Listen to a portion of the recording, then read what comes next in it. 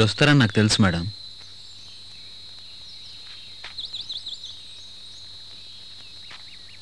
ఓ మీరా? ఇక్కడికి కూడా వచ్చేసారా? ఎలా ఉన్నారు? అది కాదండి, వేరే ఒకరిని పెళ్లి చేసుకోబోయే అమ్మాయిని ఫాలో చేసుకుంటూ వచ్చారే, మీకు అసలు కొంచెమైనా మేనస్ లేదా? పెళ్లి కూతుర్ని మీట్ అవడం జరిగింది, తను విష్ చేసి రావడం జరిగింది. చూడండి, నేను మిమ్మల్ని పెళ్లి చేసుకుంటాననే ఆలోచనతో మీరు గనక ఇక్కడికి వచ్చుంటే దాన్ని వెంటనే మీ బుర్రలో నుంచి తీసేయండి. అందులో ఏమైనా ఉంటేనే కదా ఇలాంటి విషయాలన్నీ హార్ట్ లో ఉంచుకుంటాం. జీవితం మొత్తం ఇక్కడ మీరు వెయిట్ చేసినా మిమ్మల్ని ఇష్టపడే ఛాన్సే లేదు. జీవితాంతం అక్కర్లేదు, 3 రోజులు చాలు. ఈలోగా మీరే నన్ను ఇష్టపడేలా చేస్తాను. బాగా ఓల్డ్ డైలాగ్. తర్వాత కూడా ఇష్టపడకపోతే? అలా జరిగితే నా లైఫ్ లో మీకు తప్ప ఇంకెవరికి స్థానం లేదు కనుక వచ్చిన దారినే వెళ్ళిపోతాను. ఛాలెంజ్ చేయడం ఈజీ, కానీ దాన్ని నిలబెట్టుకోవడం మీ వల్ల అవుతుందా? మా ఫ్యామిలీ అంతా అంతే. ఒక్కసారి మాట ఇచ్చామంటే మాట మీద నిలబడతాం. మా డాడీకి మిమ్మల్ని తీసుకొస్తానని చెప్పాను, తీసుకుని వెళ్లే తీరుతాను. సుసి, ఏంటి చెప్పా పెట్టకుండా వచ్చేసావు? నేనెంత కంగారు పడ్డానో తెలుసా? ఆంటీ ఆశీర్వదించండి.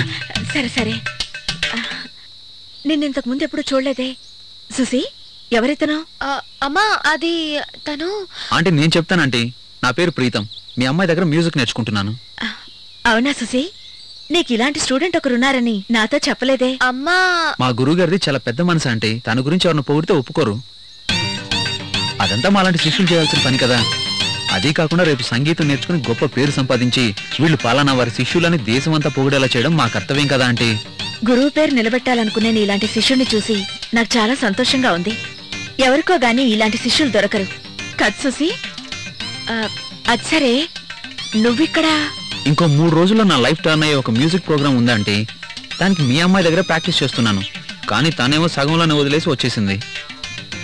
నాకు వేరే వాళ్ళ దగ్గర నేర్చుకోవడం ఇష్టం లేదంటే, అందుకే పూర్తిగా తన దగ్గరే నేర్చుకోవాలని వెతుక్కుంటూ వచ్చాను. మా అమ్మాయి మీద నువ్వు పెంచుకున్న కాన్ఫిడెన్స్ వృధాగా పోదు. నీ ఆశ నెరవేరుతుంది. అమ్మా, ఎక్కడుంటున్నావు?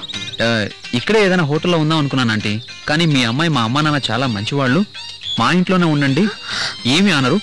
అదీ కాకుండా నువ్వు మా ఇంట్లోనే ఉంటే మ్యూజిక్ ప్రాక్టీస్ చేయడానికి ఎక్కువ టైం దొరుకుతుంది అన్నారు.